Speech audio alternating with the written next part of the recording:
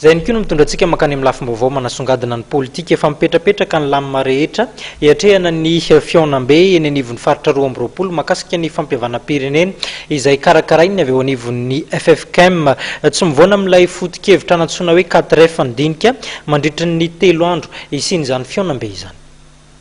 Nanamafiny teo anivon'ny tsy mihemitra ny fiaonam-be eny anivon'ny faritra 2020 momba ny fampihavanam-pirenena. Notazonina trano fa ny fahadimy, fahenina ary fafito ny volana martsa ho avy izao no anatotosana ny fivoriana izay andraisan'ny tompona andraiki-panjakana, ny fiangonana, ny mpanao politika, ny fiarahamonim-pirenena anjara. Efa tombomana avokoa ny fiomanana ara-teknika araka ny taritra nataony teo anivon'ny FFKM. Manampy ary manolo tanana ny FFKM amin'ny fanomanana ny faritra tsirairay. Anisan'ny asa tanterahan'ny faritra ao anatin'ny dinika isa-paritra ohatra ny fiantohana ny lafin'ny fahandriam-pahalemana.